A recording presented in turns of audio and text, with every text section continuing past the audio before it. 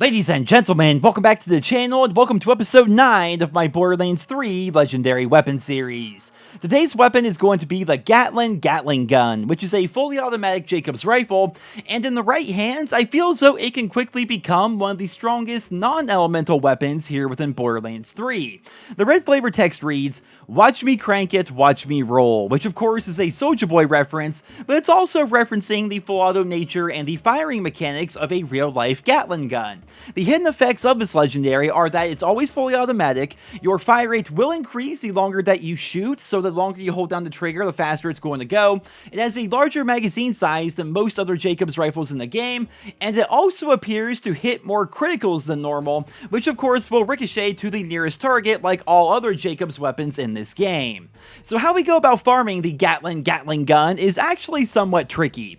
At the time of this video being recorded and posted, there is a world event going on which will be ending on October 8th, and during that time, the Gatling gun has an increased chance to drop from Mouthpiece over in Ascension Bluff. I actually got this weapon while farming for the Mind Killer, which was my previous gun that I covered here in this series, but unfortunately, after this event is over, the Gatling gun will go back to being a random world drop. So for those who don't know, here in Borderlands 3, there are something close to like 80 different legendary weapons that are considered to be world drops. This means that they don't drop from a specific boss or a specific enemy, but rather they have a very small chance to drop from virtually anything in the game. That means every skag you kill, every time you pull a lever on Moxie's slot machine, every time you open up a red chest, every single ammo crate, every single vending machine, every single boss kill, virtually anything that can spawn a gun has a very tiny chance to reward you with one of these world drop legendaries.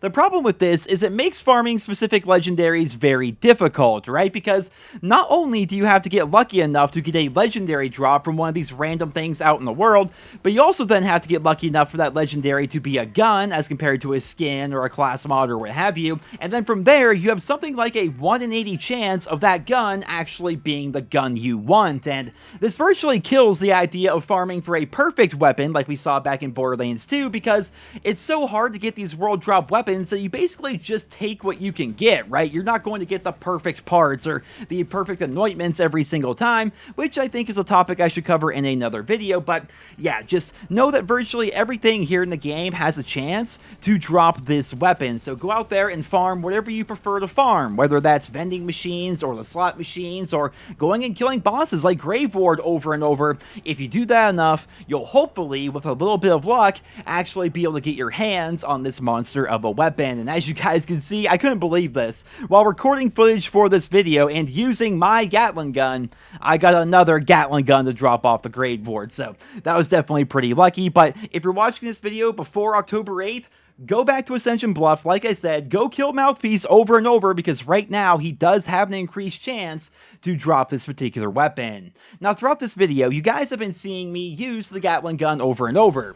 Fans of my Let's Play channel will know that I absolutely love Jakobs weapons in this game, and the Gatling gun is no different. I will say, this gun does take a little bit to get going. Picture it to be kind of like the Jakobs version of a Malawan weapon, right? It starts off shooting rather slow, but then it starts to speed up, and at first it may seem underwhelming, but once you get it going, it's incredibly powerful. Now a couple of notes I can give you on this weapon is it's not incredibly accurate. The recoil is pretty high and it's somewhat hard to control, especially with continuous fire, which is why I'm personally going to rate this weapon as an above average gun for when you're out in the world, like when you're out there in the universe just taking on random enemies and stuff like that.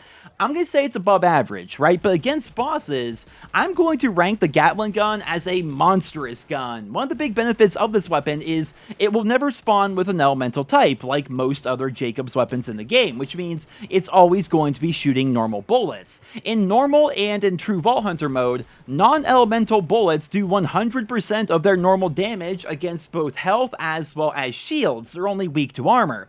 Now of course this means you're not going to have an increased benefit like when you use a shock weapon against a shield, but you're also not going to have a penalty like when you use a shock weapon against health.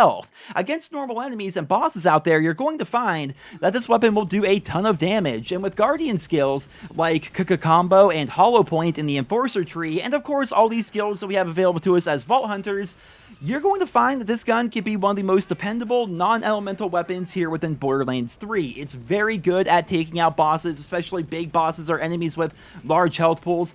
It's really freaking good because the big benefit to this weapon is the longer you can fire it, the stronger it's going to become, so it's definitely good in that regard. But out in the world, I'm going to say it's just slightly above average, but in general, it's a pretty freaking good legendary here within Borderlands 3. But ladies and gentlemen, there you have it. There is episode 9 of my Borderlands 3 Legendary Weapon series. Be sure to subscribe to the channel for more guides like this one, and also remember to leave your thoughts on the Gatling Gun down there in the comments. Thank you all so much for listening, and I hope you guys all have a wonderful day.